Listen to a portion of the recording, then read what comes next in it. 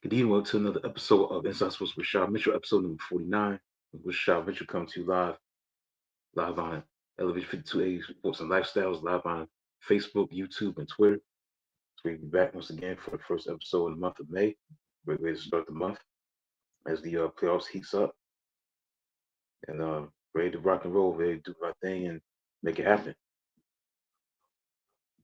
So let's get into it, man. We're gonna start with obviously the NFL draft, the aftermath for the NFL draft.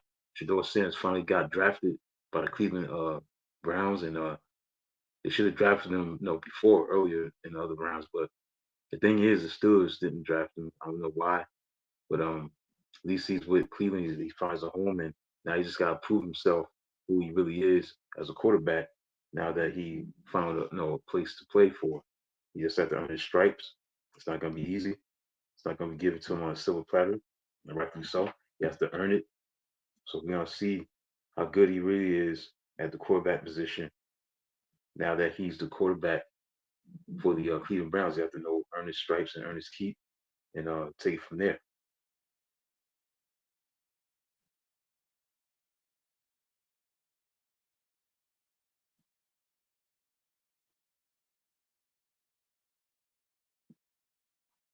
So I'm truly grateful um, to be able to do a show like this and talk about the aftermath of the NFL draft.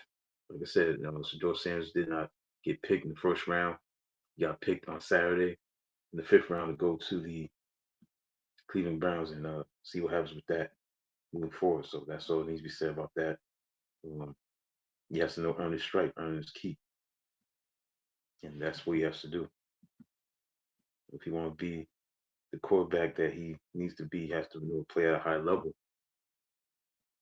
Once he gets his chance, it can't be given to him on silver platter. He has to earn it. So it's gonna be very competitive. We see how things go. Take it from there.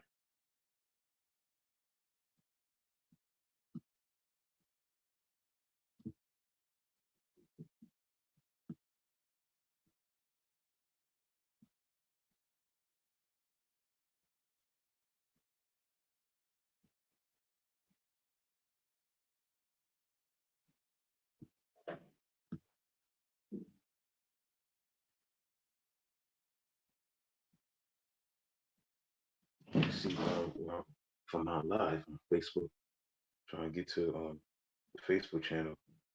You don't see it. Videos on here. You don't see it at all. So I don't know what's going on. With the Facebook, I know I'm on Twitter. The show is live on Twitter and live on YouTube, but I don't see no Facebook video. But I might as well just go on without it. I don't know. Maybe somebody can see the show on their end on Facebook. Let me know. But either way, man, Shador Sanders, he's in the NFL officially, and also Quinn Ewers, he dropped to number 7. He was the seventh round pick out of Texas. No, he could have went a little earlier also. I know he didn't get that much hype as Shador Sanders did, but look at Quinn Ewers, he could have been, you know, drafted a little higher than he was. So again, the draft is what it is. You don't know who's going to be really good, and again, like I said, it just is what it is. And I think from that standpoint, it's about what you do on the field, and that's what it's all about. The draft as a whole was great, but at the same time, it's all about what you do on the field. You got to earn your keep. Everybody that got drafted has potential, so it's all about potential. So it's not about who had the best draft. Now, I know it's the Giants. They had pretty good draft. They drafted Cam Scottaboo out of Arizona State. He should definitely be like the replacement of Saquon Barkley at the running back position. But at the same time, it's all about potential. So we don't know what player is going to be good. Cam Ward's going to be good. Abdul Carr is going to be good. We don't know. You got to let it play out for itself. So when it comes to these drafts, you can never draw to the wrong conclusions because you got to figure out how they're going to get on the field, where they're going to play, where they're going to make the team, stuff like that. So there's a lot that has to go on for things to be what it is. And I just think that you got to sit back and just wait and see how things are going to go, how things are going to transpire moving forward with this draft. So nothing else to really get into, but the main things that Shador Sanders got drafted. That was a big storyline. Obviously, why he didn't get drafted, why he got all passed up, and stuff like that. Either way, there's reasons. I'm not gonna get into that specifically. The bottom line, he's with a team, and that's all that matters. He's on a football team that believed in him, that gave him a chance. Now he has to earn it on the field. Maybe he gets a chance to do so. That's all it is. He has a lot of work to do, lot to accomplish. That the teams that passed him up was wrong about passing him up, and that's that. He just got to prove that they were wrong for passing him up. All the teams that passed him up, he has to prove to him they were wrong for overlooking him. You know what I'm saying? That's all that matters from that standpoint. He has to prove that, hey, you was wrong for overlooking me. You were wrong for passing me up. I'm gonna prove you wrong. That's all he has to do. He has to prove that. Being drafted in the fifth round, the 144th pick. Now we're gonna see how he's gonna respond to that. How does he respond? That's the challenge. That's the key. So that's basically it for that. So let's get into the NBA quickly. Right now, the Knicks are trying to eliminate Detroit. They have the lead right now. It's in the third quarter, they lead 91-82. So they're trying to finish off the Pistons in 6 games. The Pistons should be up in the series, but get credit to the Knicks. They find a way to be up 3-2. So they're trying to end the series and face the Boston Celtics. I don't think they're gonna beat Boston Celtics. Knicks. The Boston Celtics are just a better team. It's just loaded with talent. It's gotta be healthy in the next round. Overall, when you look at the playoffs, it hasn't been that great. I think the only compelling series that's interesting is the Nuggets. The Nuggets and the Clippers. That series could definitely go 7 games. We got Game 6 tonight between the Clippers and the Nuggets. We'll see how things go with that, how things transpire with that. Can Nuggets close it out in LA, or will it be a Game 7 in Denver? So we shall see. This game's in LA. See, the Clippers can force a final game. Tomorrow you got one game. You got Golden State and Houston. Golden State leads the series 3-2. They're trying to move on and face the Minnesota Timberwolves, who eliminated the Lakers surprisingly in 5 games. A surprising series, but the thing is, Anthony Edwards has better talent around him, better supporting cast than what the Lakers have. Two guys can't beat a whole team. Regardless of the Luka Doncic trade, playing with LeBron James, they don't have enough to make it happen. They let Rudy Gobert be like the most alone from a rebound standpoint. He had 24 rebounds and 27 points.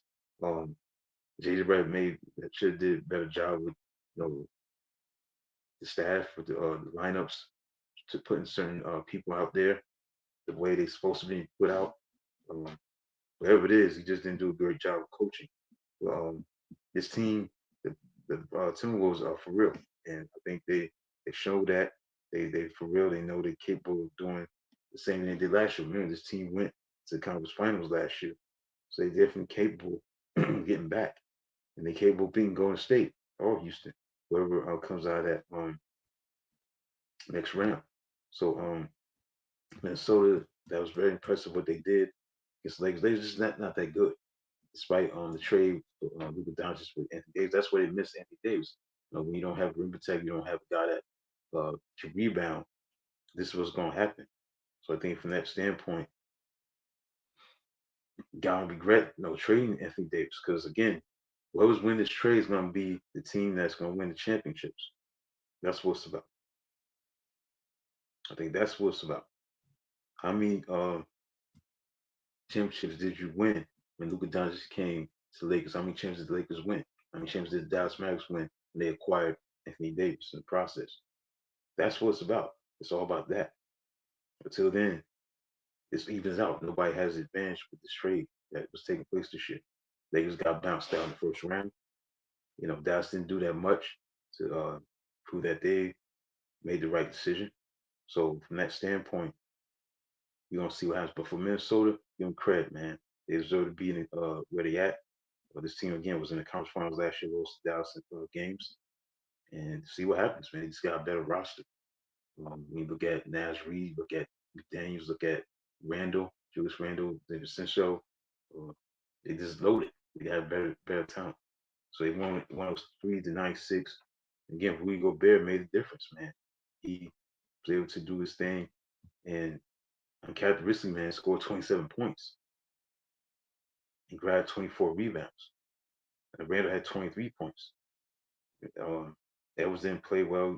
He did have almost a triple double, 8 assists, the rebounds, but the supporting cast made the difference, and that's what you need to win a championship. You have to have a good supporting cast. Yes, the stars got to step up, but you have a supporting cast, definitely need that to get the victory. So they move on. Oklahoma City swept Memphis, Cleveland swept Miami. No surprise there. They'll probably winning 5 games, but no surprise that they won. They're gonna be challenged the next round. Cleveland will play Indiana. Oklahoma City will wait the winner of the Clippers and the Nuggets.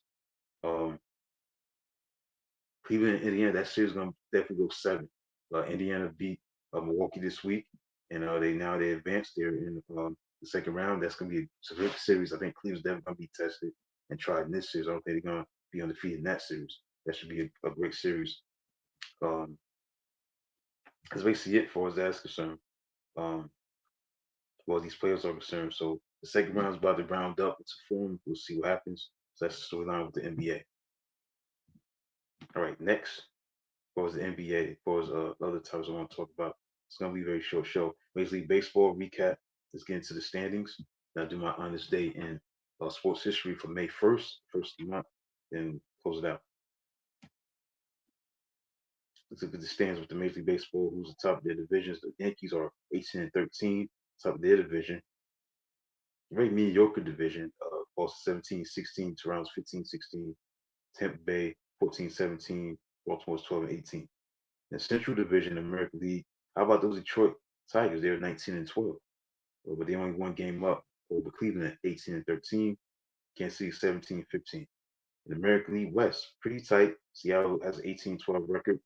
They're 2 games up over Houston, who's 16-14. In the National League, the Mets are looking good. They may have the best record in baseball. No, the Dodgers do. Dodgers won 5 in a row. They 21 and 10. They in first place. But the Padres are playing good, 19 and 11. And the San Francisco Giants are 19 and 12. They're only 2 games out. But they got the best record slightly above the Mets. The Mets playing very well. But they lost the last 2 games, but they definitely look good in the division. The National League East, they're 21 and 11. 17-14 is Philly. They up 21 and 11. Cubs are 19 and 13 in their division. All right, so let's get to on this day in sports history for May 1st, the first of the month. Let's get into the events, some of the events that took place on this day. We'll start in 1883. Bob Rogers is acknowledged as the first American pro sports trainer when he is hired by the New York Athletic Club. 1883 on May 1st, the first National League baseball game was played in Philadelphia since 1876. Providence Braves beat the Philadelphia Quakers 4-3. On May 1st, 1884, catcher Moses Walker is acknowledged as the first African American to play Major League Baseball, joining the Toledo Blue Stockings. 1891, on May 1st, legendary pitcher Cy Young won his first game played at Cleveland's League Park. Cleveland Spiders 12, Cincinnati Redlegs 3. 1901, May 1st, Chicago White Sox outfielder Hermit Farland hit his first grand slam in American League history in 1909 when at home against Detroit Tigers, committed 12 errors. 1906, Philadelphia Phillies Johnny Lush, 20 pitched in 20, I think he was 20 years old, pitched no hitter in 6-0 win over Brooklyn Superbas in Washington Park in Brooklyn, New York. The team's last no hitter until 1964. Babe Ruth in 1920 on May 1st recorded his first home run for the Yankees in 6-0 win for the New York Yankees over the former World Club Boston Red Sox. The longest Major League Baseball game by innings in 1920 was played between the Brooklyn Robins. They tied the Boston Braves 1-1 in 26 innings. Let's continue on. Jimmy Fox made his Major League debut in 1925 on May 1st. Future Baseball Hall of Famer catcher Jimmy Fox made his debut at 17 years old for the Philadelphia A's. Pinch hit a single in 9-4 loss to Washington. Satchel Paige, 1926, made his debut at 19. I think he was 19, made his debut in the Negro Southern League and for Chattanooga.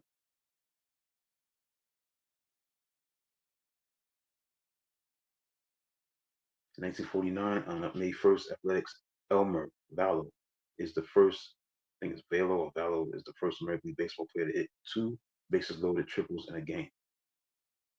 Mickey Mantle, May 1st, his first career home run, 8-3 win versus White Sox in Chicago. Manny Manuso was in Sox debut as well.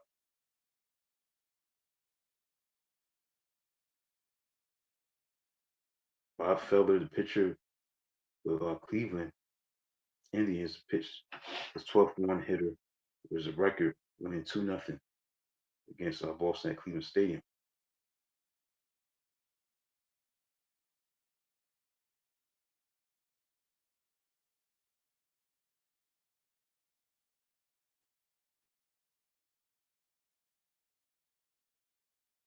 Billie Jean King announced as a tennis player that she was a lesbian. The relationship with Marilyn Barnett, becoming first prominent sportswoman to come out. 1984 NFL draft, May 1st. Wide receiver Irvin Fryer was the first pick by the New England Patriots.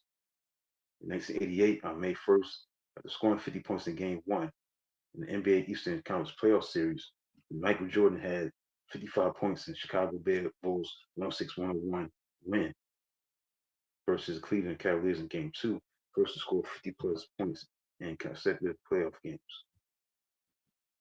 May 1st, 1991, Rickey Henderson stole a base to record the Major League Baseball record, 939, ninth base for a 7-4 win against the Yankees in Oakland. He broke the record, stole his 939th base on May 1st, 1991. On that same day, May 1st, 1991, Nolan Ryan pitched his seventh no-hitter, Major League record, beating the Toronto Blue Jays 3-9 at age 44. He became the oldest to throw a no-hitter. Writing King Riots, 1992, the Dodgers of LA Dodgers postponed three Major League Baseball games due to the race riots over the infamous Rodney King beating. Rickey Henderson on May 1st, 1992, stole his 1,000th Major League Baseball career base in an 8-7-6 win at Detroit.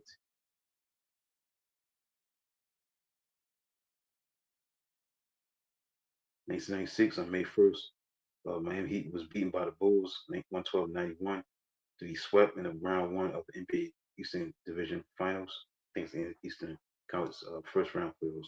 It was his first time in 14 years as coaching that Pat Riley was bounced out of the first round.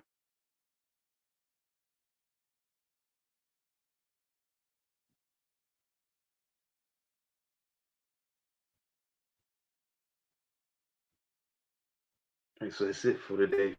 With that, on this day in sports history, that's it for today's show. Be back next week. Check out my latest article on E5280sports.com. It's up there right now. Be on the lookout for the new article. I don't know what's going on. I don't see a live feed on Facebook or it's Inside Sports with Rashad Mitchell, but I don't know.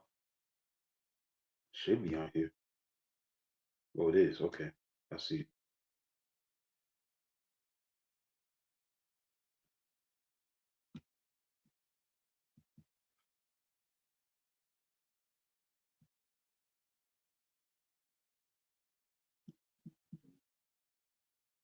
All right. So that's it for tonight. I'll be back next week for another episode, the 50th episode, Inside Sports with Rashad Mitchell. It'll turn 50. So it's great to be on this platform all this time. And I'm looking forward to the 50th episode of Inside Sports with Rashad Mitchell. Thank those who have tuned in. Um, big shout out to those who make concern, who tune in. Like I said, I'll be back next week.